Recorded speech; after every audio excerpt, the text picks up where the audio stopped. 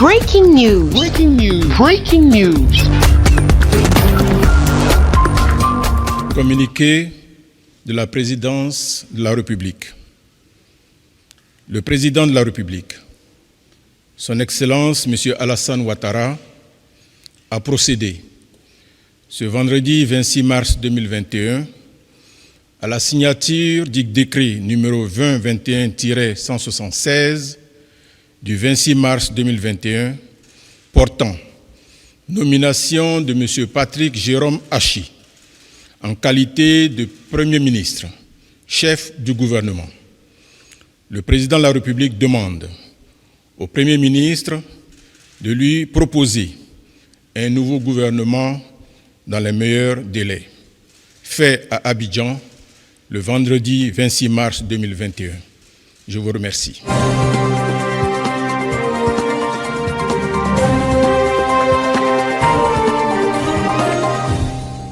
Cameroun. Conférence internationale des femmes leaders du Cameroun pour une véritable paix durable. Merci de rester sur CNN. Breaking news. Breaking news. La 4e édition de la conférence internationale des femmes leaders s'est tenue à Yaoundé ce vendredi 19 mars 2021 sous le thème « Rôle des femmes dans la consolidation de la paix et la reconstruction post-conflit. Implication, responsabilité des femmes sur tous les plans pour construire une véritable paix durable. » Marqué par la pandémie de Covid-19, ce moment d'échange entre les femmes, présidé par la ministre de la Promotion de la Femme et de la Famille, Abena Ondoa Marie-Thérèse, s'est déroulé en vidéoconférence et en présentiel. Une séance de travail qui a vu la participation des différentes catégories de femmes leaders tant nationales qu'internationales. Des acteurs locaux venus témoigner de l'expérience vécue et des observations réalisées sur le terrain de conflit. Dans son propos introductif, la ministre a tout d'abord remercié tous les participants à la conférence malgré les contraintes liées à la pandémie de coronavirus. Elle n'a d'ailleurs pas manqué de souligner et d'inviter les femmes ainsi que tous les décideurs de la vie politique et sociale à implémenter l'objectif de cette autre conférence internationale des femmes leaders qui est celui d'outiller les femmes à la culture de la paix conformément à la résolution 2325 du Conseil de sécurité des Nations Unies pour la prévention des conflits, la protection des femmes et des jeunes, afin d'accroître le leadership féminin et construire une société de paix plus égalitaire. Vous devez retenir que les femmes leaders se sont officiellement impliquées dans la recherche des solutions pour la paix dans leurs pays respectifs, dont le Cameroun, dont il s'agit du chapitre des femmes leaders du Cameroun qui s'impliquent dans la recherche de la paix dans notre pays qui est secoué par des crises à l'extrême nord, à l'est, au nord-ouest, au sud-ouest et même dans la Damawa. Donc c'est une conférence qui met en exergue le rôle que la femme doit jouer, qui relève que la femme doit être impliquée lorsque l'on recherche la paix. Parce que lorsque la paix est menacée, la femme est la première victime, les enfants sont les premières victimes, c'est la famille qui est détruite et on ne peut pas rechercher des solutions pour la paix sans l'implication effective des femmes. Donc elles entendent jouer pleinement leur rôle dans la recherche de ces solutions. La 4e édition de la conférence internationale des femmes leaders s'est achevée sous une note de résolution prise pour promouvoir davantage l'égalité des sexes dans le processus de paix à tous les niveaux.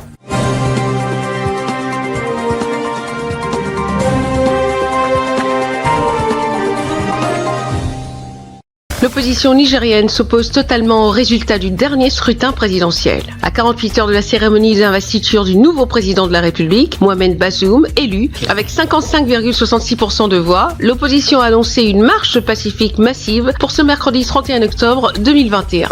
Notre démarche consiste à nous imposer dans la rue par notre nombre, sans violence, sans provocation, mais avec l'engagement et la détermination des citoyens frustrés aux droits bafoués, à qui il ne reste aucune autre option que celle-là. Aussi, nous demandons à toutes nos concitoyennes et à tous nos concitoyens de répondre massivement à l'appel de son Excellence Alhaji Maman Ousmane et de la coordination régionale en envahissant pacifiquement les rues de Niamey le mercredi 31 mars 2021 à partir de 8h pour sauver le Niger et la démocratie. Vive le Niger, je vous remercie. Surpris dans leur sommeil, la ville de Niamey s'est réveillée par des tirs à l'arme lourdes ce mercredi 31 mars 2021 à 3h du matin, comme nous l'attestent ici les images de notre correspondant à Niamey, Marc-Sylvain Bicoq, planqué dans son domicile.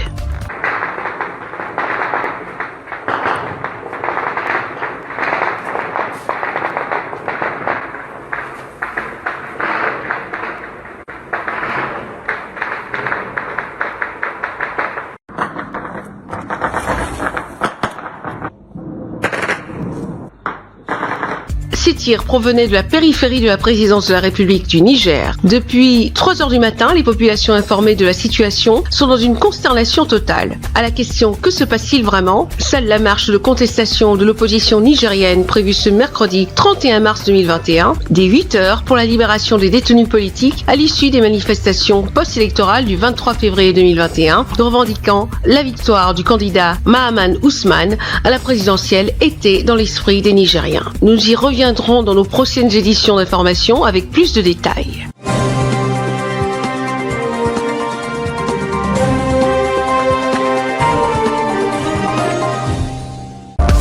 L'annonce a été faite ce lundi 29 mars 2021 par le chef du cabinet de la présidence de la République, M. Fidel Sarasoro. Communiqué de la présidence de la République. Le président de la République, son Excellence M. Alassane Ouattara, a procédé ce lundi 29 mars 2021 à la signature d'un décret portant nomination de M. Abdourahmane Cissé en qualité de ministre, secrétaire général de la présidence de la République, en remplacement de M. Patrick Jérôme Hachi, nommé Premier ministre, chef du gouvernement, fait à Abidjan le lundi 29 mars 2021. Je vous remercie. Monsieur Abdourahmane Cissé est le nouveau secrétaire général de la présidence de la République. Il succède à ce poste à son Excellence Patrick Hachi, nommé Premier ministre, chef du gouvernement. À 39 ans, le nouveau secrétaire général de la présidence de la République a été tour à tour ministre du budget et du portefeuille de l'État de 2013 à 2017, ministre conseiller spécial du président de la République de 2017 à 2018, ministre du pétrole, de l'énergie et des énergies renouvelables de 2018 à 2021. Avant de rejoindre l'administration publique ivoirienne, Abdourahmane Cissé était directeur exécutif en charge du trading sur les indices de la zone euro au sein de la banque d'affaires Goldman Sachs International. Un parcours académique bien rempli, diplômé de l'École Polytechnique de France et titulaire d'un master en économie et gestion des ressources pétrolières de l'Institut français de pétrole. Le nouveau secrétaire général de la présidence de la République fait partie des 100 jeunes leaders mondiaux de la Young Global Leaders, distinction attribuée par le Forum économique mondial aux leaders de moins de 40 ans à travers le monde.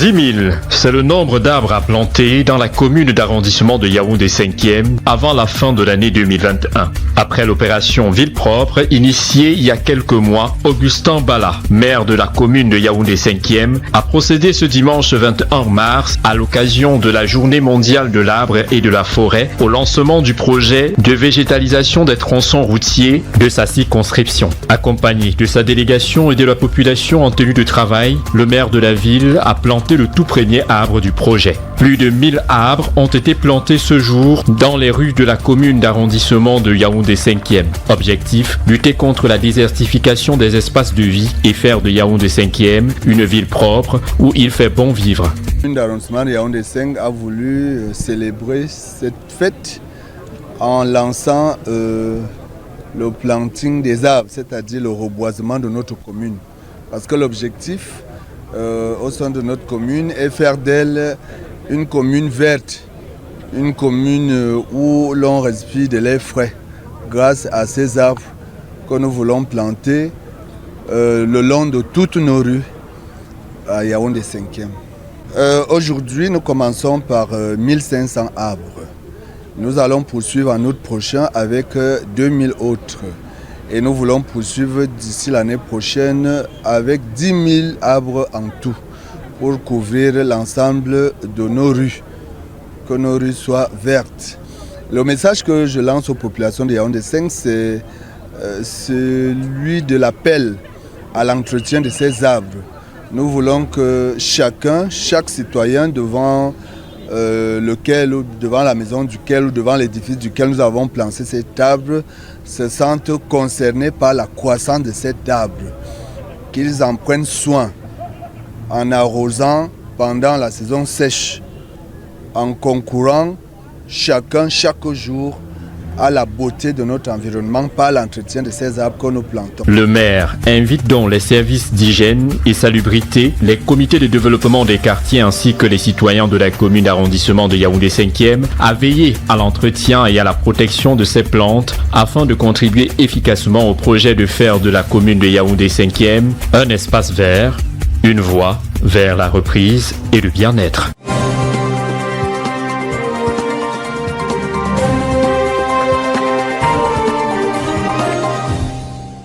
Le nouveau Premier ministre, son Excellence Jérôme Patrick Hachi, emprunte ce mardi 30 mars 2021 les marches de l'entrée principale de la primature en qualité de patron des lieux suite à la nomination par décret numéro 2021/176 du 26 mars 2021 au poste de Premier ministre, chef du gouvernement. Une minute de silence a été observée en la mémoire du défunt Premier ministre, son Excellence Ahmed Bakayoko, avant la prise officielle de fonction, l'action gouvernementale étant une continuité. Le directeur du cabinet, M. Emmanuel Aoutou Kofi, a dressé le bilan des chantiers achevés et en cours d'exécution, notamment les dossiers prioritaires. 1. La finalisation du plan national de développement 2021-2025 et du plan d'action prioritaire triennal 2021-2023. 2. La poursuite d'une action dynamique de maîtrise de la crise sanitaire du Covid-19 avec une capacité de diagnostic et de prise en charge renforcée à Abidjan et à l'intérieur du pays. 3. La suite à donner aux acquis du programme social du gouvernement, PSGO 2019-2020, en vue de rendre structurelle l'efficacité de la réponse gouvernementale à la demande sociale. 4.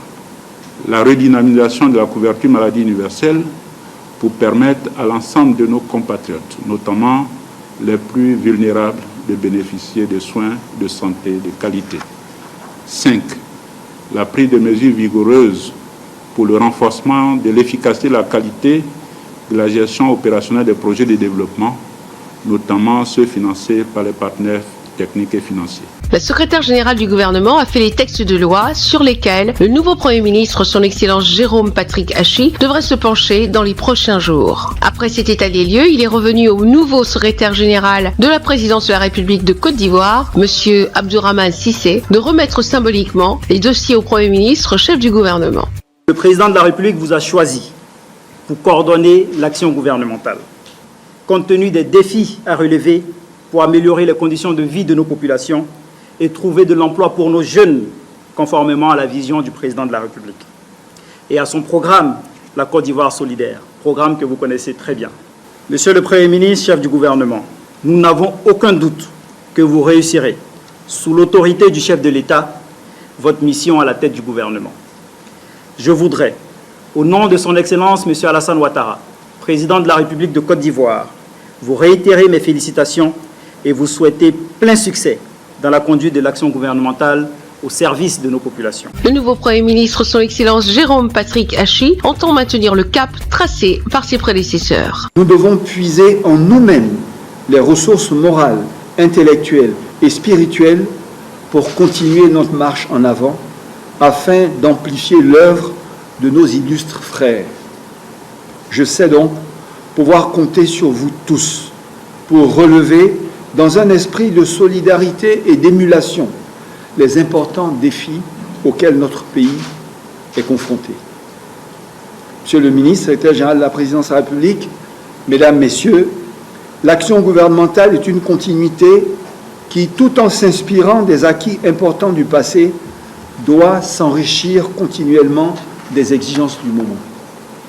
J'aborde donc mes fonctions de Premier ministre dans cet esprit d'approfondissement des chantiers ouverts, avec pour objectif majeur la mise en œuvre diligente et réussie du programme de société du Président de la République, Son Excellence M. Alassane Ouattara.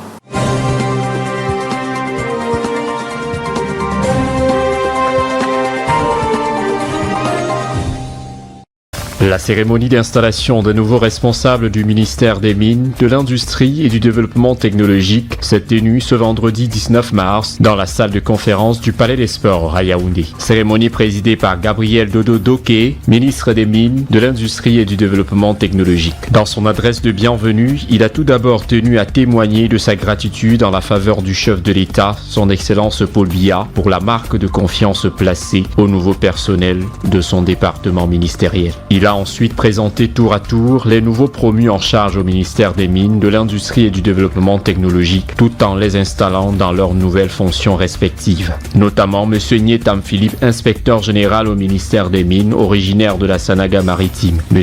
Ngoran Genesis Bimé, conseiller technique numéro 2, originaire de Mbui, dans la région du Nord-Ouest. Egbe Samuel, inspecteur numéro 1, originaire de Magnou, dans la région du Sud-Ouest. M. Ntanke Bruno, inspecteur numéro 2, originaire de la région de l'Ouest. Madame Abor Karen Ojon, directeur de la géologie, originaire du Coupé Manengumba, dans la région du Sud-Ouest. Dr Kabiena Yvan Basile, directeur de l'industrie, originaire de la Bomba Ngoko, dans la région de l'Est. Amadou André Blaise, directeur des affaires générales, originaire de la région de l'Est, Cameroun. Et enfin, Monsieur Alima Onana Dieudonné, chef de la division des affaires juridiques au ministère des Mines, de l'Industrie et du Développement technologique. Tous nommés par décret présidentiel conformément au texte de loi numéro 2012-430 du 1er octobre 2012 portant organisation et fonctionnement du ministère des Mines, de l'Industrie et du Développement technologique. Ces nominations viennent apporter du sang neuf à ce département ministériel afin de relever les nouveaux défis qui se pointent à l'horizon. Les nouveaux promus, félicités de part et d'autre par le ministre et leurs proches, n'ont pas manqué d'exprimer leur gratitude tout en définissant quelques grandes lignes de leur plan d'action.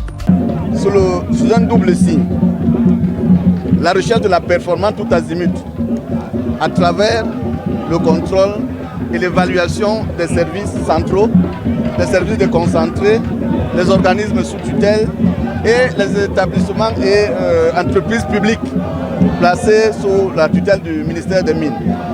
En termes de recommandations, je voudrais inviter tout le personnel du MINMIT, tout rang confondu, toutes les structures sous tutelle, à se mettre résolument au travail et qu'il sera désormais mis un accent particulier sur la discipline et sur la lutte acharnée contre la corruption. Vous savez, la cellule de lutte contre la corruption est logée à l'inspection générale.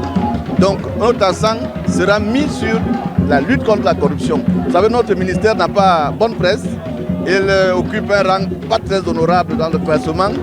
Donc nous devons redorer le blason du ministère en luttant contre la corruption, en promouvant l'éthique et la transparence dans la gestion des affaires. Je suis M. Amadou Blaise, directeur des affaires générales au ministère des Mines, de l'Industrie et du Développement technologique. Je rends d'abord grâce à mon Dieu pour cette brillante nomination et je dis également merci à la hiérarchie pour cette marque de confiance. Déjà, la tâche est immense, comme le ministre nous a si bien dit pendant l'installation. Et notre mission principale étant de redynamiser le personnel tout en préservant les acquis, nous pensons nous mettre au travail dès ce soir pour que les objectifs escomptés soient atteints.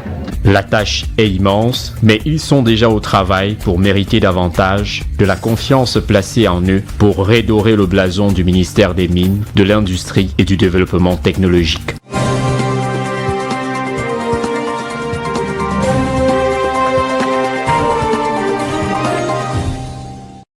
Ce mardi 30 mars 2021 s'est tenue la première séance de la législature 2021-2025 avec en lever des rideaux le mot de bienvenue de l'honorable Diawara Mamadou de la circonscription d'Adjamé, doyen d'âge, président de séance. Votre présence massive et si distinguée donne non seulement un éclat particulier à cette séance, mais témoigne également du grand intérêt de la cérémonie de ce jour et de votre attachement à l'institution républicaine qu'est l'Assemblée nationale.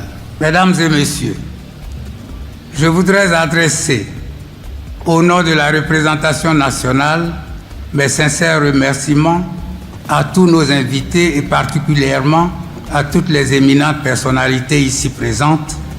Je vous en remercie et vous souhaite la bienvenue à cette séance inaugurale. C'est ensuite qu'une minute de silence a été observée à la mémoire de leurs collègues décédés le 10 mars dernier, le Premier ministre, ministre de la Défense Ahmed Bakayoko, député RHDP, élu à 93% dans la commune de Séguéla. Mesdames et messieurs, je vous prie de bien vouloir vous tenir debout pour observer une minute de silence en mémoire de M. Bakayoko Ahmed décédé.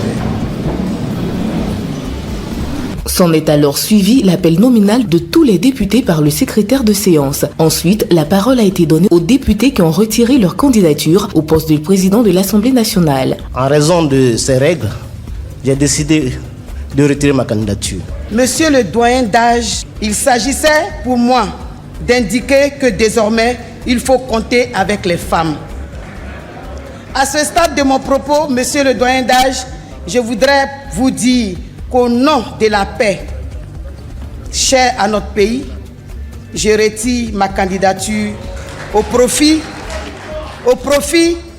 du candidat Amadou Soumaoro afin de la cohésion au sein de notre groupe parlementaire, au sein de mon parti politique, le premier parti politique de Côte d'Ivoire.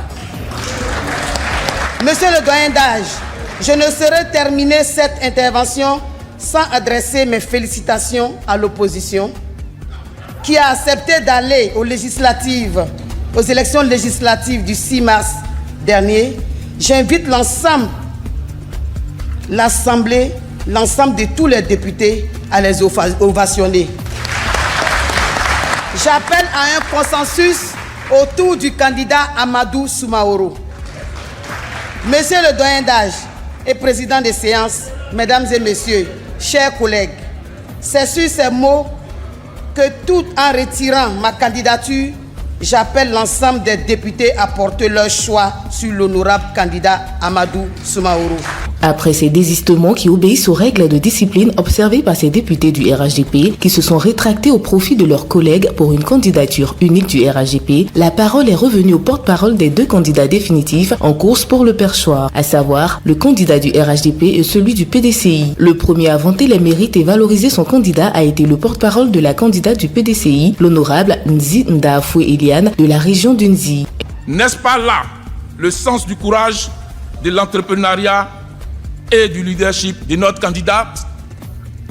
Mesdames et messieurs, les honorables députés, chers collègues, Madame Nzi Ndafoué Eliane est une femme au grand cœur. En conséquence de la main sur ce cœur, elle a fondé l'ONG Action Femmes d'Afrique pour le développement, qui a réalisé d'importantes actions sur le territoire ivoirien, notamment la création de 215 sociétés coopératives simplifiées en faveur des femmes, la création de 3000 hectares de champs de manioc, la construction et l'équipement d'unités de transformation de manioc, l'électrification de plusieurs villages en énergie solaire. Silence, s'il vous plaît. Madame et messieurs, honorables députés, Madame Nzi Ndafoué Eliane est née pour servir. Nous devons comprendre ce pourquoi elle a fondé l'ONG Cœur Ouvert. Elle est également conseillère de la présidente de la Fondation Servir. Tout bien observé, notre candidate future présidente de l'Assemblée nationale est multidimensionnelle. Dans le domaine politique, par exemple, elle présente un portefeuille riche et enrichissant. Membre du bureau politique, délégué départemental, Nzi Nda Eliane est également vice-présidente du PDCI RDA. Députée à l'Assemblée nationale depuis 2016, elle a occupé le poste de secrétaire du bureau de l'Assemblée nationale. Ses responsabilités au sein de cette institution lui ont permis d'effectuer plusieurs missions, tant au plan national qu'international. Ceci lui a valu la maîtrise de la diplomatie parlementaire. Mesdames et messieurs les députés, chers collègues, Madame Nzi Afoué Eliane ne peut s'empêcher de féliciter ses prédécesseurs pour le travail abattu. Toutefois, elle se propose de l'améliorer. Cette amélioration se fera suivant 2 angles fédérateurs. Au niveau politique, notre candidate attend restaurer l'image du député. Ensuite, dans sa verve reconnue par ses pairs, l'honorable Fregbo Guété Basile Mesma, député RHDP de Sassandra sous-préfecture, porte-parole du candidat RHDP Amadou Soumaoro, a fait étalage des mérites de son candidat, député élu 2021 de Séguéla sous-préfecture et président de l'Assemblée nationale sortant, non sans avoir rappelé toutes les réussites de son candidat à son précédent mandat. Il nous faut renforcer notre institution et la mettre au service de nos populations. Cela passe bien évidemment par la mise en place d'organes forts incarné par des hommes soucieux de donner à l'Assemblée toute sa place et son rayonnement au sein de l'institution. C'est dans cette optique que je voudrais vous proposer un homme, une personnalité dont l'engagement pour notre institution le dispute à sa parfaite connaissance du monde parlementaire. Un homme de devoir, un homme de mission, un homme d'État, loyal, fidèle à ses convictions et rompu dans la gestion des affaires de l'État. Cet homme, c'est Amadou Soumaoro, homme de compromis et de dialogue. Dans toutes les fonctions qu'il a occupées dans notre pays, il a su faire valoir les valeurs d'engagement, de sincérité, de loyauté, d'unité, d'essence, de l'écoute et de dialogue. Honorable député, il est bon de rappeler que dès son élection au perchoir, en mars 2019, il avait pris 4 engagements majeurs, à savoir faire de l'Assemblée nationale une institution forte et dynamique, œuvrer pour l'expression libre des opinions à l'Assemblée nationale, mettre l'accent sur le social et améliorer les conditions de vie et de travail des députés. Et je dis bien améliorer les conditions de vie et de travail des députés. Sur chaque point, il a fait la preuve.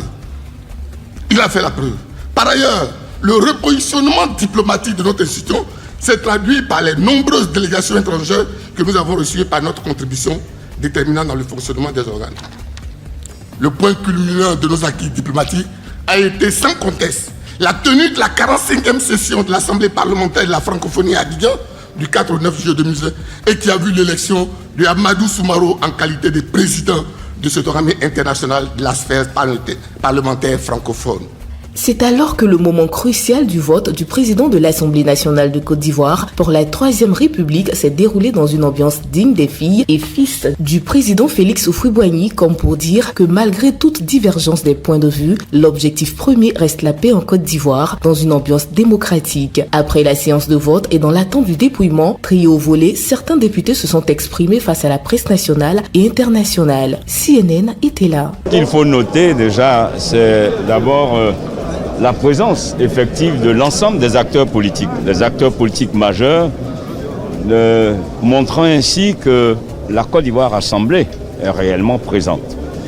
C'est donc le prolongement de l'élection apaisée que nous avons eue pendant les législatives et c'est une ambiance fraternelle que nous avons. Vraiment, les échanges se font de façon fraternelle. Ce sont des retrouvailles qui sont le prolongement de la belle ambiance que nous avons eue pendant les législatives, de la belle ambiance que nous avons eue pendant le dialogue politique. Et je voudrais ici dire que cette assemblée traduit l'état d'esprit des Ivoiriens aujourd'hui, qui ont une volonté manifeste de nous voir ensemble. Et cette assemblée doit avoir, après le vote, une mission, c'est renforcer la cohésion sociale. Donc aujourd'hui, c'est le vote. Le RHDP a fait preuve de discipline et donc nous sommes en bloc derrière notre candidat, Amadou Soumaoro. Et je pense que mécaniquement, nous sommes plus nombreux. Donc naturellement, et la discipline, et parce qu'au RHDP, nous sommes organisés et que nous avons notre candidat, le RHDP donc va gagner, Mais au-delà de la victoire du RHDP, c'est la victoire de la Côte d'Ivoire. Pour moi, il n'y a pas de perspective jeune, il n'y a pas de perspective liée à l'âge. Je ne suis pas trop favorable au principe de l'agisme. Il faut simplement avoir des gens qui sont courageux, des gens qui ont une vision pour la Côte d'Ivoire et des gens qui ont des propositions à faire et qui peuvent débattre. Pour moi, c'est là l'essentiel. Il n'y a pas un parti politique qui va rester figé dans la jeunesse. Parce que la nature n'est pas figée, la nature avance. La vie politique est ainsi faite que rien n'est statique et rien n'est définitif. Et il faut prendre simplement les propositions, les projets, il faut argumenter, il faut débattre. Et croyez-moi, monsieur, c'est mieux de débattre que de faire la guerre. Et telle est notre philosophie, en tout cas pour nous, les partisans du président Laurent Gbagbo. On tient compte de la sensibilité de la circonscription dans laquelle vous appartenez. Je me ferai fort de répondre aux préoccupations des populations de ma circonscription, mais surtout des Ivoiriens dans leur globalité. Le plus important, c'est de toujours défendre l'intérêt général et la bonne gouvernance. C'est la position que l'opposition aura et c'est la position que personnellement j'aurai et que j'ai toujours eue. Défendre l'intérêt général et la bonne gouvernance. Avoir des lois qui sont pour l'intérêt général et m'opposer à chaque fois qu'un texte qui sera présenté ne sera pas dans le sens de l'intérêt général. Je tiens à le dire d'ailleurs, il faudrait qu'on trouve un statut particulier pour les indépendants. Parce qu'à chaque fois que des indépendants sont élus, on voit une valse de surenchères. On fait l'objet de surenchères des principaux partis politiques. Et il serait intéressant qu'il y ait une vraie force politique indépendante qui puisse s'exprimer à l'Assemblée nationale. Pour ma part, j'ai été indépendant, maire indépendant, je suis député indépendant. J'aimerais pouvoir former un groupe avec mes collègues aussi indépendants. Mais malheureusement, il n'en reste pas tellement. Écoutez, c'est forcément un grand jour pour notre pays parce qu'il s'agit donc de renouveler, on va dire, la présidence de l'une des institutions les plus importantes de la Côte d'Ivoire. C'est un sentiment de fierté de prendre part à cette importante cérémonie. Les enjeux sont connus, on l'a dit.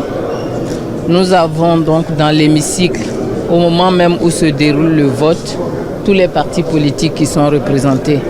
C'est un pas important pour la démocratie en Côte d'Ivoire. On ne cesse de répéter que ça fait 20 ans que cela n'était pas arrivé. Donc il est évident que, à l'instar de tous les députés qui sont dans cette salle, j'éprouve beaucoup de fierté à participer à ce niveau-là, donc à la construction de la démocratie à notre pays. C'est aussi un acte qui contribue à la cohésion et à la réconciliation entre tous les Ivoiriens. Ça veut dire qu'ensemble, on a accepté de se retrouver à ces élections. Ensemble, nous allons nous retrouver à l'hémicycle pour pouvoir débattre de toutes les questions qui concernent la vie de notre Côte d'Ivoire. Aujourd'hui est vraiment un grand jour. Et bien entendu, j'ai bon espoir que le candidat qui va être élu donc, tout à l'heure, ça va être le candidat du RHDP, le président Amadou Soumaoro. Moi, je tenais à dire merci à tous les députés et leur dire merci parce que ça a été un vote très bien. Et chacun a voté son candidat. Et vraiment, je tenais à dire merci au parti de PDCI parce qu'ils ont été là, ils ont posé leur candidature. C'est ça la démocratie. Et vraiment, je tenais à dire merci aux deux candidats. Le RHDP a fait le choix de la continuité en choisissant le ministre Amadou Soumaoro au regard de l'impact qu'il a eu quand il a pris la présidence après la démission du président Guillaume Soro. Il y a eu des actions majeures qu'il a apportées, sur lesquelles il s'était engagé d'abord. Mais ensuite, au final, on s'est rendu compte que ce qui a été entrevu a été effectivement réalisé. Notamment un projet phare qu'il avait initié pour les députés, c'est-à-dire le statut des députés qui était dans le pipe depuis 2011.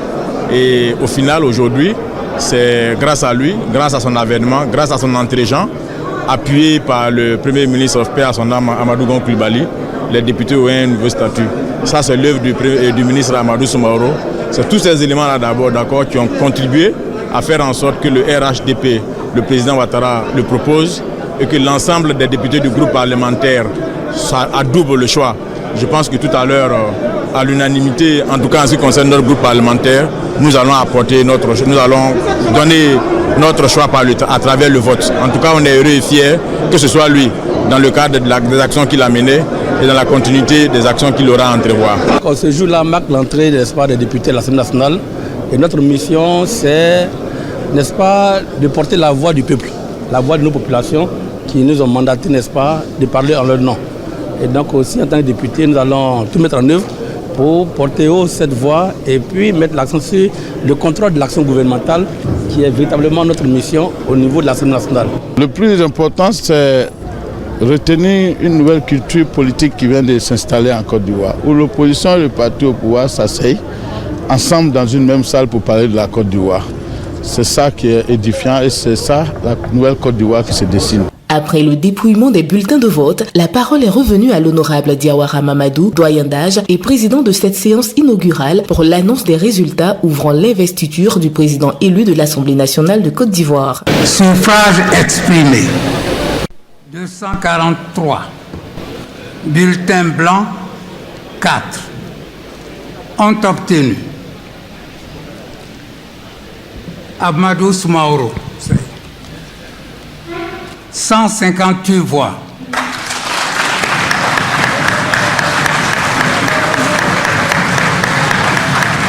Zin Eliane, 85 voix. Le président élu de l'Assemblée nationale de Côte d'Ivoire, l'honorable Amadou Soumaoro, laissant transparaître sa joie, s'est brièvement exprimé devant ses collègues. Mesdames et messieurs, je voudrais remercier tous les députés, ceux qui ont porté leur voix sur moi pour m'élire en tant que président de l'Assemblée nationale et l'ensemble des députés. Je remercie également toutes les personnalités qui ont pris de leur temps pour participer à cette séance. Vu que la rentrée parlementaire est dans 2 jours, je voudrais réserver mon allocution pour cette circonstance. Merci. La séance est levée. Rendez-vous pour la rentrée parlementaire officielle 2021-2025 le jeudi 1er avril 2021. Que Dieu bénisse la Côte d'Ivoire et que vive la démocratie dans la paix.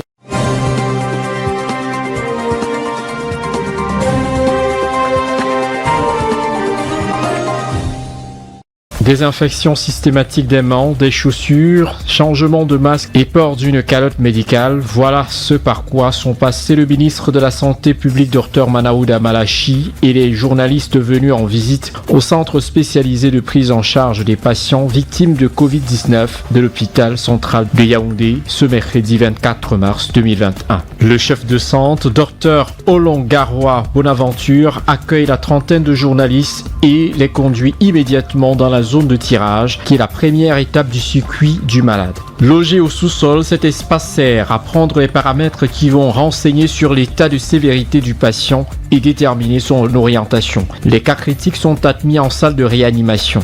Au rez-de-chaussée, une salle de surveillance et de soins intensifs permet d'assurer une veille continue sur les malades sous oxygène. Chaque lit est muni d'un dispositif d'oxygène alimenté depuis une centrale. Les cas modérés sont transportés au premier étage et au deuxième niveau de cette structure sanitaire. Toujours au rez-de-chaussée, les services des affaires sociales et psychologiques, kinésithérapie sont découverts. Ils complètent les autres services de radiologie, laboratoire, physiothérapie, pharmacie ainsi que des services de décontamination, buanderie que dispose ce centre de prise en charge, annexe numéro 2 ayant une capacité d'accueil de 283 lits. Dans les allées, les équipes de désinfection nettoient continuellement les surfaces. Au premier comme au deuxième étage, on découvre derrière des cloisons vitrées les malades allongés dans les lits. Ici, les patients atteints de Covid-19 ne conservent que le nécessaire de toilette, outre les téléphones, tablettes, livres pour se distraire, tout en bénéficiant d'une prise en charge de haut niveau. Moi j'ai eu des symptômes et direct je me suis fait tester.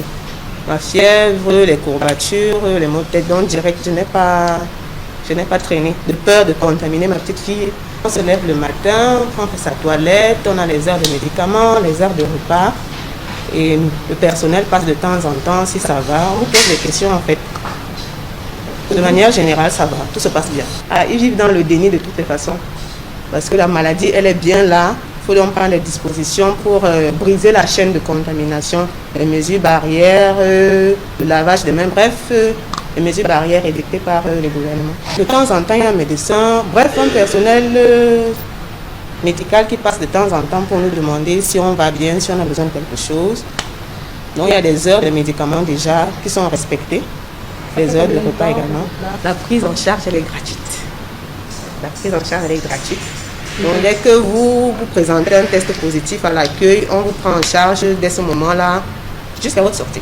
J'attends le contrôle et dès que le contrôle est négatif, on le fait sortir. Il est complet. Le matin, on a un petit déjeuner complet. À midi, 14h, on a aussi un repas. Le soir, 19h, 20h, on a un repas aussi pour le soir. Se faire tester de manière systématique, avec ou sans symptômes. Donc, si vous sentez qu'il y a un petit bobo, une petite fièvre, ou alors des maux de tête ou des courbatures, n'importe quoi. N'importe quoi. N'attendez pas que tout ça là se mélange pour créer un cocktail. Bref, dès que vous avez un petit bobo là, vous faites tester. Le centre spécialisé de prise en charge des malades du Covid-19 de l'hôpital central de Yaoundé est doté d'un plateau technique permettant au personnel soignant d'exercer en toute sérénité. Dans une équipe, déjà sur le plan du personnel, nous avons une équipe multidisciplinaire qui comprend toutes les spécialités globalement de la médecine. Nous avons des urgentistes, nous avons des anesthésistes réanimateurs, nous avons des infectiologues, nous avons des internistes, nous avons des cardiologues, nous avons des spécialistes en imagerie médicale, nous avons un gynécologue et nous avons des biologistes et nous avons aussi une équipe de pédiatrie. Nous avons des pédiatres et notamment des cardiopédiatres. Donc sur le plan de l'équipe, nous sommes pluridisciplinaires. Le plateau technique aussi va avec chaque spécialité. Donc nous avons un plateau technique assez fourni pour que toutes les spécialités puissent travailler à l'aise, sans problème et réaliser tous les bilans et faire tous les examens qu'il faut au niveau de chaque patient, pour toute tranche d'âge confondue. L'équipement aussi, nous avons les matériels de protection. Comme là où nous nous trouvons, nous ne sommes pas dans la zone patient, donc nous sommes dans une zone propre. Et si nous devons entrer dans la zone patient, il y a un circuit bien dédié et nous avons des équipements pour nous protéger complètement.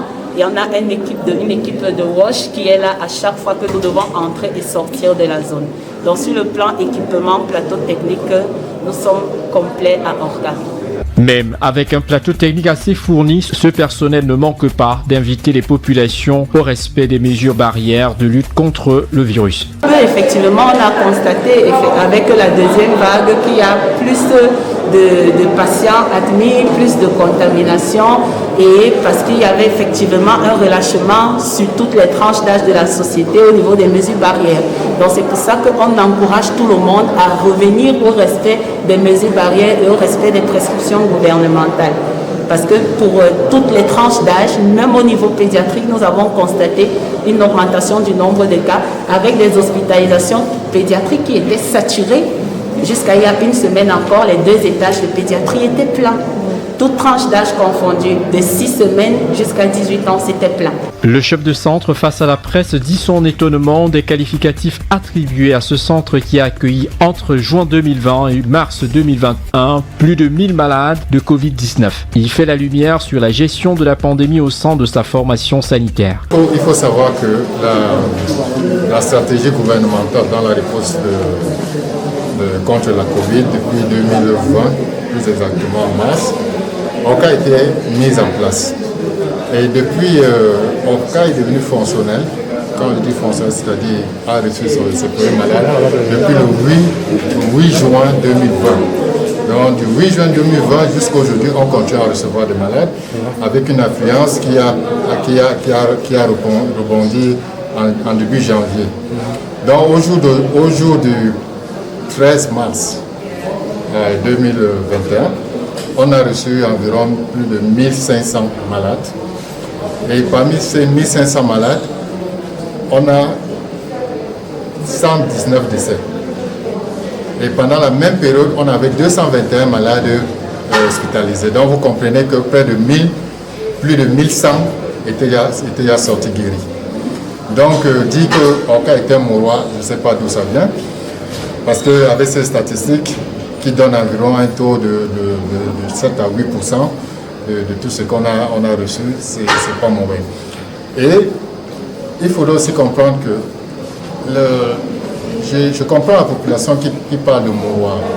Pourquoi? Parce que nous, on fait face à deux choses. La première des choses, c'est que quand les malades sortent, on n'a pas un comité d'accueil des malades.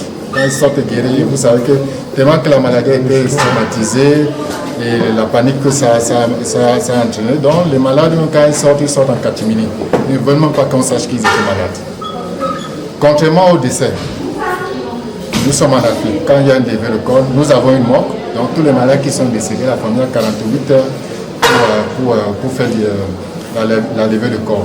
Et au jour de ces levées, c'est toute une foule. Toute une foule. Et là, c'est là où ça attire l'attention. On pense qu'il n'y a que des morts à l'intérieur. Mais je vous dis qu'on a reçu plus de 1500 et uniquement 119 sont malheureusement décédés.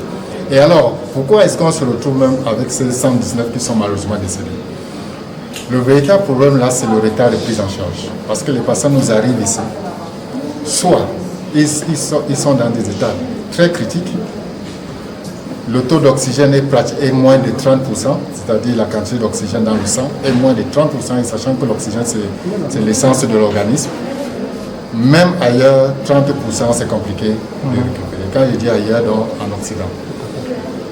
Ça c'est une chose. L'autre chose c'est quoi? C'est qu'il y a ces patients, nous avons la morgue. Et il faut savoir que notre morgue, c'est à Orca, ça c'est vrai. Mais sachez que quand quelqu'un décède du Covid, c'est une mort du Covid. Ce n'est pas que mort de Orca. Pourquoi? Parce qu'on a les arrivées décédés ou les décédés à domicile.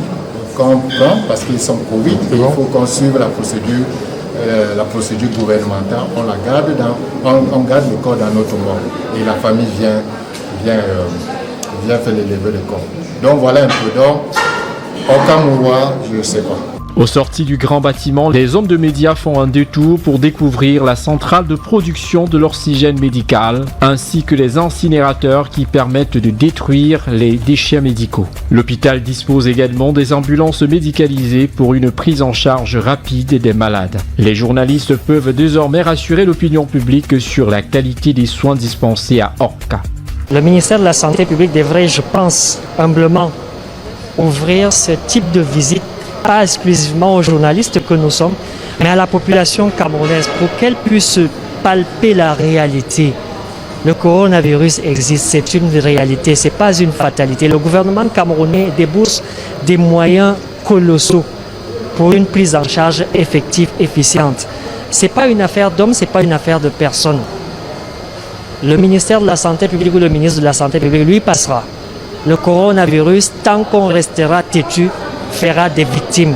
Il n'a pas d'amis, il n'a pas d'âge, ni de tribu, ni de race.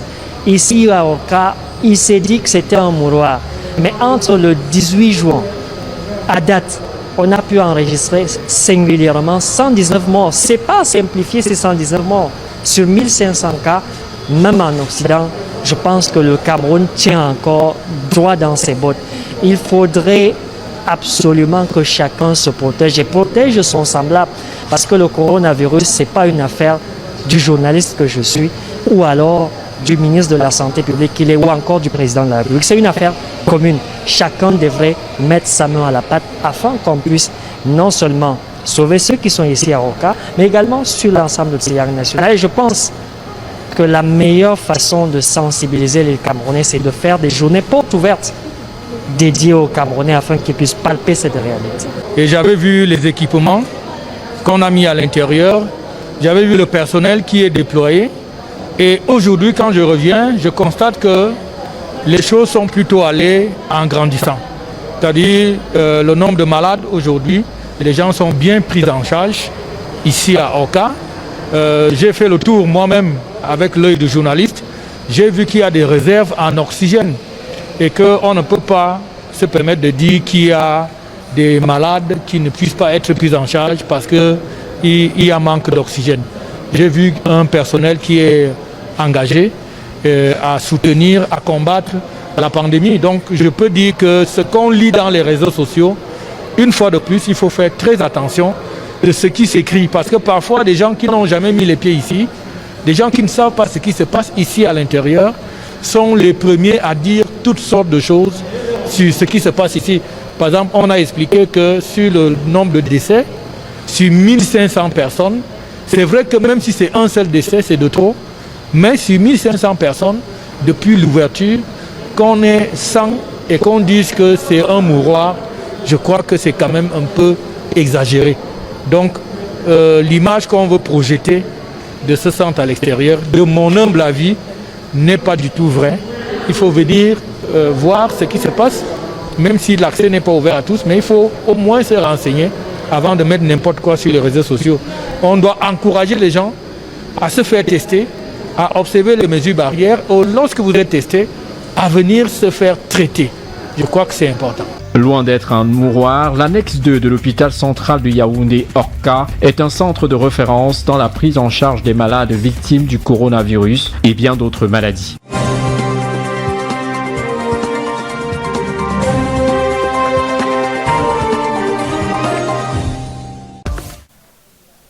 Monsieur le Premier ministre, il est très intéressant de nos jours de savoir que le Cameroun avait un massif forestier de 21 millions d'hectares qui, sur des papiers, peut encore exister. Mais dans la réalité, nous sommes tous témoins de ce que la pression qui est exercée dans notre forêt aujourd'hui par des trafiquants ne nous permet plus de savoir combien d'hectares dispose notre pays. Et au regard des deux administrations en charge de ce secteur, il est loisible de penser qu'il y a une administration qui est bien logée, pendant que celle chargée de la ressource croupit dans une misère incontestable. L'objet de ma question, c'est la gestion du patrimoine forestier et faunique, justice sociale et équité dans la redistribution des ressources financières issues de l'exploitation forestière et faunique entre le ministère des Forêts et de la Faune et le ministère des Finances et l'impact sur les populations riveraines. Face à cette question du député RDPC, l'honorable Roger Kodo-Dao, le Premier ministre Joseph Dion-Ngouté, en guise de réponse, est revenu sur le contrôle de l'action gouvernementale ce lundi 29 mars 2021. Il a indiqué aux élus du peuple du Grand Oral qu'en vertu de la loi forestière de 1999, le Fonds spécial de développement forestier devrait recevoir une partie des recettes générées par l'exploitation forestière, permettant ainsi de soutenir de manière efficiente le développement des activités courantes à la gestion durable des ressources forestières et fauniques d'une part et l'aménagement et le renouvellement de la ressource d'autre part. D'après le chef du gouvernement, si cette disposition est appliquée, le Fonds spécial de développement forestier recevrait entre 8 et 12 milliards de francs CFA chaque année pour financer les activités dans ce sous-secteur. Le Premier ministre n'a pas manqué de relever qu'à la faveur de la loi de finances pour l'exercice 2020, le Fonds spécial de développement forestier était devenu un compte d'affectation spéciale recevant chacune une subvention de l'État plafonnée à 2 milliards de francs CFA. Une somme qui s'avère jusqu'ici insuffisante au regard de la densité des activités à réaliser. Pendant le conseil de cabinet du 25 février 2021,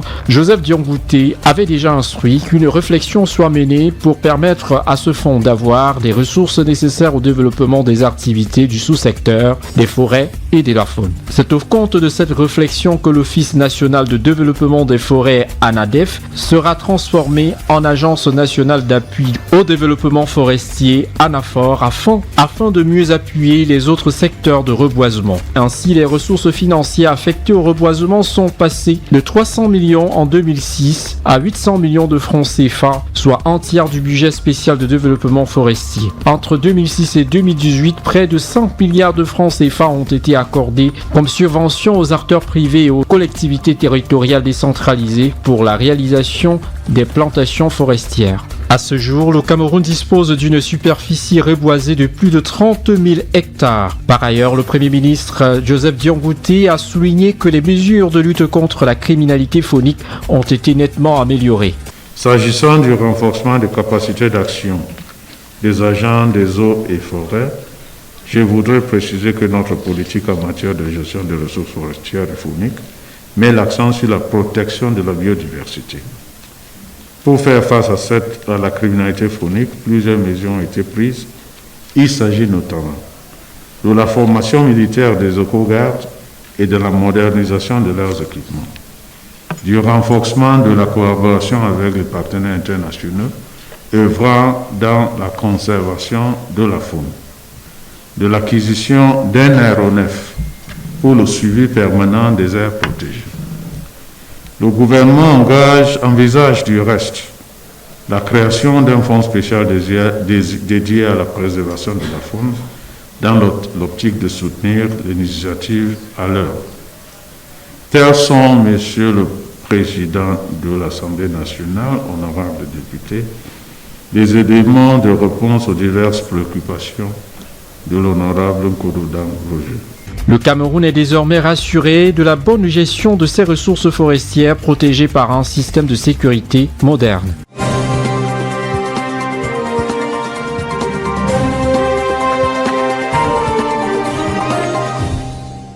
Le délégué général à la Sûreté nationale, Martin Barganguélé, a procédé ce lundi 29 mars 2021 à l'installation du tout nouveau délégué régional à la Sûreté nationale du Centre, le commissaire divisionnaire Didier Nga. La cérémonie s'est tenue dans la capitale politique Yaoundé, siège des institutions républicaines, en présence des autorités administratives et de la population. Le père de la police nationale, dans son allocution, n'a pas manqué de rappeler au numéro 1 de la police nationale pour la région du Centre le contexte de sa prise de fonction. Un contexte fortement marqué par la recrudescence de la criminalité urbaine, notamment les agressions, les cambriolages, les vols de véhicules, les trafics et consommations des stupéfiants, le désordre urbain et la récurrence des velléités de troubles à l'ordre public et enfin la résurgence de la pandémie de Covid-19. Pour mener à bien sa mission, le nouveau chef à la Sûreté nationale du Centre, le commissaire divisionnaire Didier Nga, devra, en sa qualité d'homme de terrain pétri d'une grande expérience, veiller au respect des institutions de la République, à la protection des personnes et des biens, au maintien de l'ordre et de la paix sociale, lutter contre le terrorisme, le grand banditisme et la criminalité sur toutes ses formes. Le commissaire divisionnaire, élevé au rang de délégué régional à la Sûreté nationale par décret présidentiel, a reçu avec fierté et dévouement ce jour son mot d'ordre de commandement du délégué général à la Sûreté nationale. Commissaire de police, officier de police, inspecteur de police, et garder la paix. De par le président de la République et conformément au décret dont le qui vient de vous être donné tout à l'heure, vous reconnaîtrez désormais comme votre chef délégué régional de la Sûreté nationale du Centre, le commissaire divisionnaire Nga Didier, ici présent. Vous lui obéirez en tout ce qu'il vous commandera pour le bien du service, l'observation des lois et règlements et le respect des institutions de la République. Commissaire divisionnaire Nga Didier, prenez le commandement. Félicité par ses proches, il témoigne de sa reconnaissance vis-à-vis de sa haute hiérarchie pour la marque de confiance portée à son endroit. Merci à la presse, l'occasion que vous me donnez. Je vais d'abord profiter de cette occasion pour remercier le bon Dieu, le chef de l'État, qui est chef suprême des forces de police, et monsieur le délégué général à la Sûreté nationale, qui m'ont honoré en me donnant cette importante responsabilité. Je vais mettre mon action sous le sceau de la collaboration avec les autres forces de défense et de sécurité les autorités judiciaires, les autorités administratives, les autorités des communales. Je sais que les populations sont importantes. Nous serons à l'écoute des populations pour mieux les servir. La sécurité est une affaire collective. On ne peut pas réussir seul. Je souhaite vraiment que tout citoyen qui vit un fait puisse signaler. Il y a les numéros verts, le 1500, le 117. Nos portes sont ouvertes. Nous voulons tout faire pour que les populations de la région du centre vivent dans la paix et la tranquillité et qu'elles jouissent de leurs biens dans la quiétude. Si la sécurité est une affaire collective, le nouveau chef des forces de police de Yaoundé, le commissaire divisionnaire Didier Nga, entend travailler en partenariat avec les autres unités de commandement ainsi que les populations afin de faire de la capitale politique un cadre de vie paisible pour tous.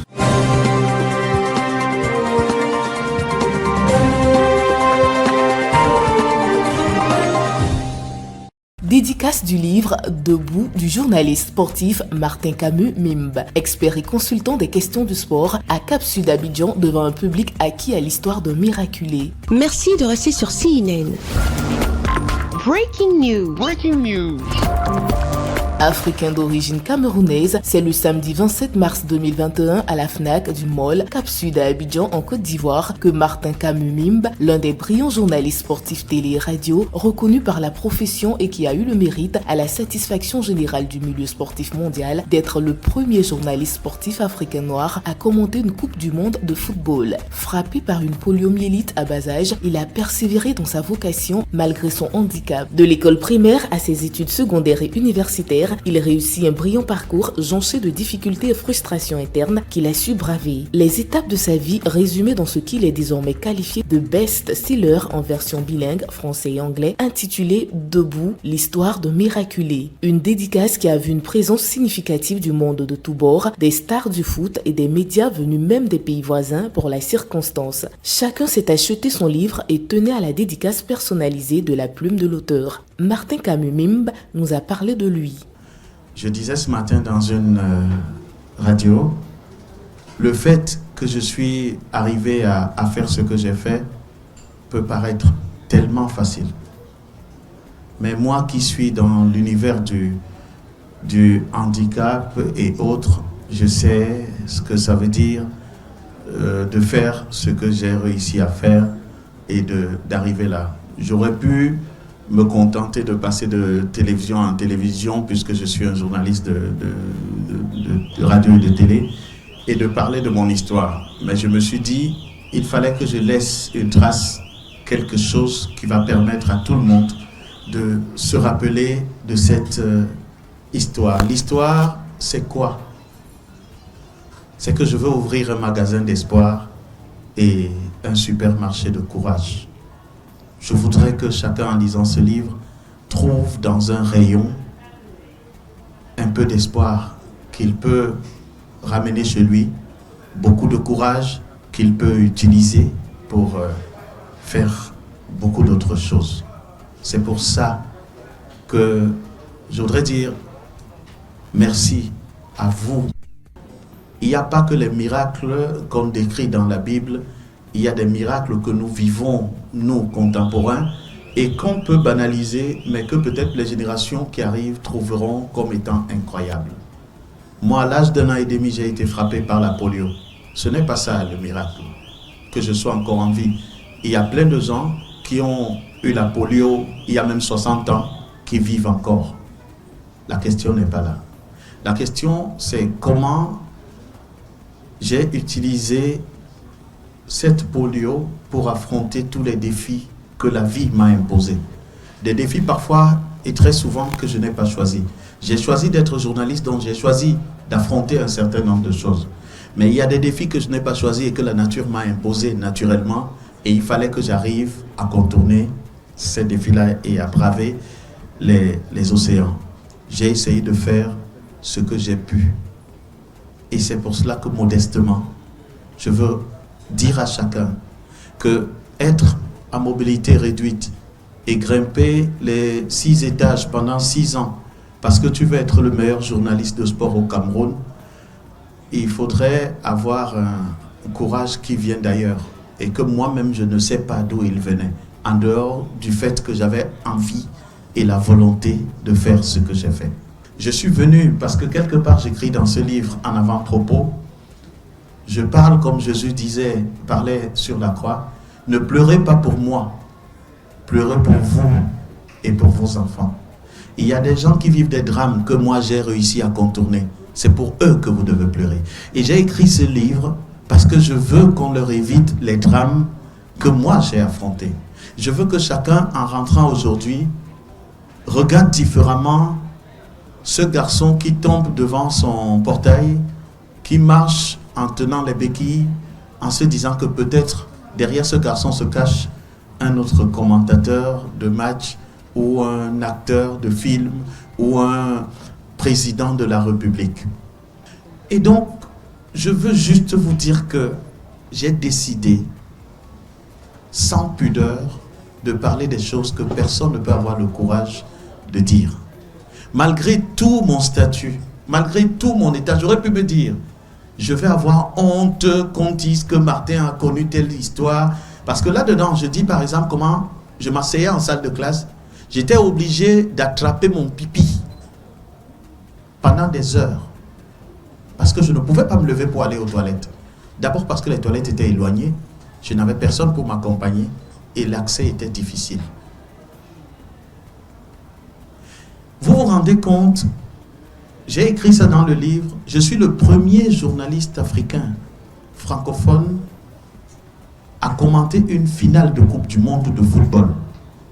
C'est alors que s'en est suivie une dédicace personnalisée et à chacun, il a tenu un message particulier dans une ambiance très fraternelle, digne de son amour pour son prochain. Tous ont su lui apporter un soutien par leur présence et l'achat de ce livre dont le titre ne laisse personne indifférent. Debout, l'histoire vraie d'un miraculé. Un livre riche d'enseignements. Des stars du football, des hommes de médias se sont exprimés au micro de CNN. On a été invité par la structure de M. Camus. J'ai été très touché, profondément touché par ses dires, ce qu'il a vécu pendant sa carrière. Et son livre, je pense que c'est un bel ouvrage. C'est un ouvrage qu'on doit conseiller à tout un chacun, et même aux personnes à difficulté réduite, parce que c'est une source de motivation. Le dépassement de soi. Je pense que c'est un livre à conseiller et à offrir. Et je félicite et j'encourage M. Martin Camus. Il est venu à Abidjan et je pense que, comme vous voyez, toute la presse, en tout cas l'essentiel de la presse ivoirienne a répondu présent à son appel. Et l'histoire même est extraordinaire parce que être l'un des meilleurs commentateurs de sport, être sur la Coupe du Monde 2010 et la Coupe du Monde 2014, la finale, commenter cette finale et n'avoir jamais eu l'occasion de tirer un but ni de toucher à un ballon, c'est-à-dire être quelqu'un qui vit avec un handicap, des mains et des jambes, et être bon analyste en sport, surtout dans le football, c'est extraordinaire. Et son histoire, à travers ce bouquin qui est Debout, on apprend vraiment que dans la vie, quand on a de la force, quand on a de la volonté, on peut bouger les lignes, on peut tout déplacer. Et c'est un livre qui est plein de renseignements, plein de sagesse. Et j'invite tout le monde à lire ce bouquin. Debout, on va tous être debout pour lire ce bouquin. Nous avons aussi arraché quelques mots à Madame Karine Mambou, la femme orchestre de l'édition de ce best-seller et organisatrice de cette dédicace bien organisée. Kate Publishing, qui est donc la maison d'édition qui a accepté volontairement, accepté avec beaucoup d'amour de publier le livre de Martin Camus intitulé Debout en version française et puis This Weakness, My Strength, I My Dream Come True pour la version anglaise. Donc, lorsque Martin m'a appelé, il m'a dit, Karine, je voudrais que mon histoire soit connue du monde. Au départ, voilà, j'ai écouté et puis je suis passée dessus. Il m'a rappelé la seconde fois, il me dit, Karine, j'ai une histoire, je voudrais que le monde se l'approprie, je voudrais faire parler de cela à tout le monde. Et je suis passée encore une seconde fois. La troisième fois, je me suis dit, ben, ok, d'accord, puisque tu insistes, ça veut dire qu'il y a quelque chose d'important. Donc j'ai demandé à ce qu'il m'envoie le tapisserie et lorsqu'il m'a envoyé, j'ai à peine lu, à la moitié, au milieu de la lecture, en pleine lecture, je vais dire. Je me suis rendu compte que son histoire était vraiment, mais alors vraiment importante. J'ai écrasé une goutte de larmes. Je me suis dit comment est-ce que le monde est. Il y a beaucoup de stigmas, il y a beaucoup de choses que nous devrons enseigner à la jeunesse qui est beaucoup plus un peu perdue aujourd'hui. Et j'ai mis mon équipe sous le coup. On a fait une concertation, on est passé à la lecture et tout le monde était d'accord avec moi qu'il fallait qu'on prenne le projet. Et voilà, on s'est mis à travailler là-dessus. On a parfait ce qu'il fallait parfaire. Il a écrit avec son cœur, il a une belle plume, il faut le dire. Il a fait des choses incroyables. Et lorsqu'il s'assoit pour commenter, il n'y a rien à dire. Il est meilleur, il s'y connaît. Pourtant, il ne joue pas au foot, il n'a jamais joué au foot, il ne peut même pas courir. Mais vous voyez, c'est parce qu'il a la détermination, il a la passion de ce qu'il fait qui le permet d'être là. Donc pour moi, c'est un rôle modèle et que les jeunes devraient suivre son chemin pour pouvoir faire des choses merveilleuses. C'est la raison pour laquelle j'ai été motivée à le faire. Je suis jeune aussi peut-être trop plus jeune que lui, mais j'ai compris très vite aussi qu'il faut donner l'opportunité et orienter les jeunes sur le bon chemin. Et rien de plus meilleur que l'éducation. Et l'éducation, c'est aussi le livre. Donc il faut lire, il faut s'éduquer. Et debout, c'est vraiment le livre à se l'approprier et rester debout. Quel que soit ce que vous avez comme difficulté, lisez debout et je suis sûre que ça va vous donner beaucoup d'espoir et de détermination dans la suite de vos projets ou carrières de vie. C'est à la satisfaction générale du public invité que s'est achevée cette dédicace bien orchestrée. Bon vent à toi, Martin Camus Mimbe, et que bravo aux personnes à mobilité réduite dont vous êtes l'incarnation de la prise de conscience.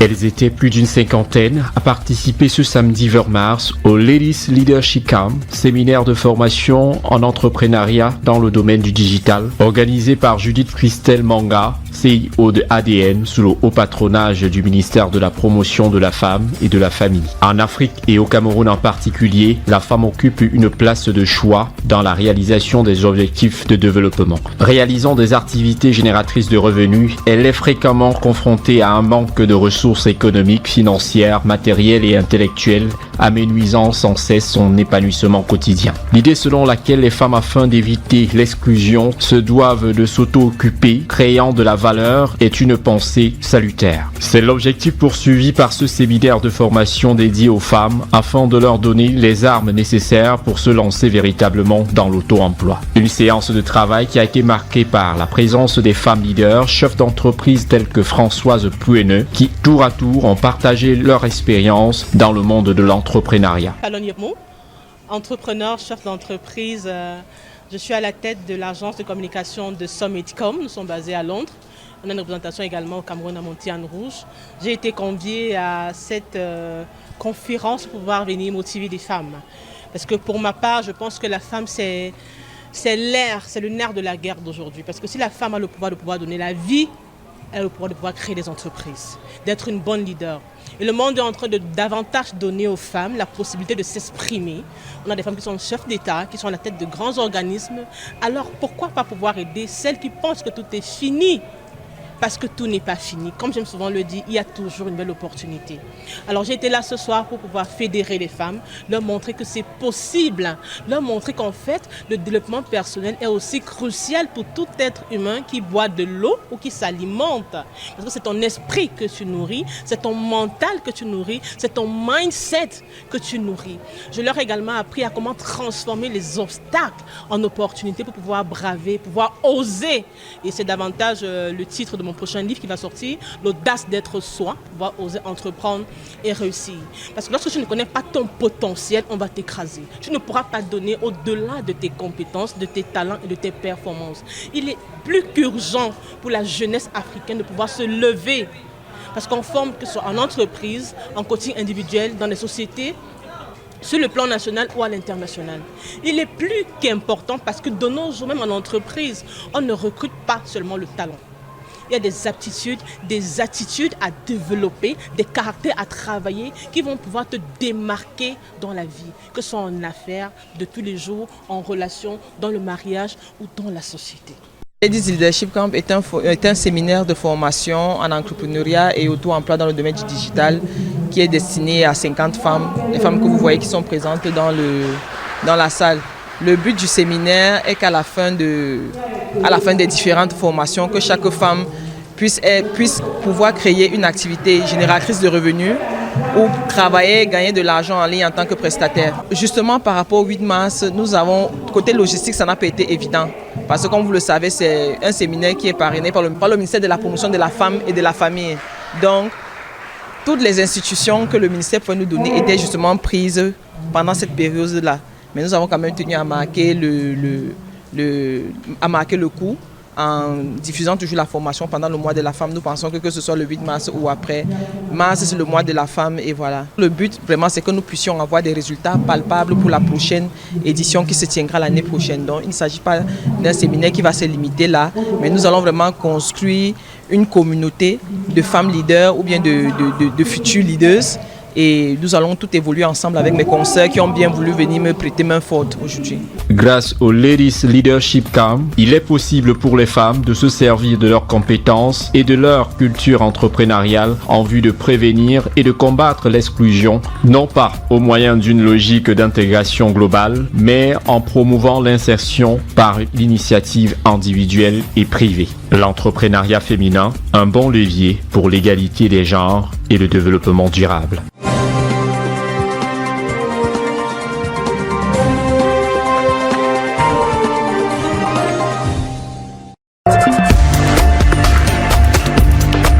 Breaking news. Breaking news. Breaking news.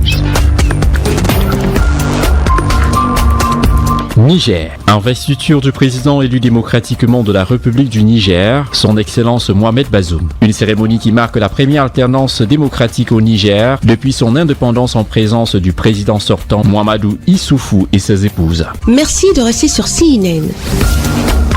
Breaking news. Breaking news. Ce vendredi saint pour les chrétiens du monde entier est un jour béni et une date mémorable. L'investiture ce vendredi 2 avril 2021 marquera à jamais l'histoire de la République du Niger, qui vit pour la première fois une alternance politique sans heurts entre le président sortant son Excellence Mahamadou Issoufou et le président élu démocratiquement son Excellence Mohamed Bazoum, en présence des chefs d'État des pays africains, des personnalités politiques nigériennes, ceux venus des États-Unis d'Amérique, d'Europe, avec la France en tête de file, représenté par le ministre européen, ministre des Affaires étrangères française, M. Le Drian. L'ancien président Mahamadou Issoufou élève le nouveau président son Excellence Mohamed Bazoum à la dignité de Grand Croix dans l'ordre national du Niger. Le chef d'État élu de la République du Niger a prononcé un discours des plus élogieux à l'égard de son prédécesseur Mahamadou Issoufou, sans omettre de mentionner leur première rencontre en 1990. Ce souvenir, c'est pour mettre en relief cette espèce de disproportion qu'on ne peut pas ne pas percevoir entre la qualité, pour ainsi dire, des protagonistes de cette rencontre du 1er août 1990 et le fait bien réel que quelque chose du destin de notre pays s'y est tout de même joué. Au cours de cette année 1990, témoin d'un véritable printemps politique en Afrique, de tels projets furent légion au Niger. Mais le nôtre aura incontestablement été le plus viable. Nous avons en effet eu le bonheur de créer un parti politique autour d'une vision basée sur des principes et des valeurs solides, portés par une direction profondément pénétrée par ces valeurs. La neutralité de l'administration et au respect des textes qui consacrent sa dépolitisation. De travailler sans relâche au bonheur du peuple, de ne ménager aucun effort pour la réalisation de l'unité africaine, de nous conduire partout en fidèles et loyaux serviteurs du peuple, en cas de parjure que nous subissions les rigueurs de la loi. Puisse Dieu nous venir en aide. S'en est alors suivi les félicitations de ses pairs, chefs d'État africains, et pour ceux empêchés, leurs représentants, à l'exemple du ministre des Affaires étrangères de Côte d'Ivoire, M. Ali Koulibaly, représentant son Excellence Alassane Ouattara, président de la République de Côte d'Ivoire. C'est alors qu'un déjeuner a été offert par le couple présidentiel, M. Mohamed Bazoum et Madame, à leur hôte de ce jour, vendredi 2 avril 2021, inscrit à l'encre indélébile dans l'histoire du Niger pour l'avancée de la démocratie en Afrique. Chers téléspectateurs, c'est ici que prend fin cette cérémonie d'investiture du 10e président de la République du Niger, Mohamed Bazoum. Marc Silva Bikok, CNN, Niamey, Niger. Merci d'être sur CNN, la télévision autrement. Les programmes se poursuivent. Retrouvez en ligne toute l'info en continu sur CWeb Info, 100% info, non-stop.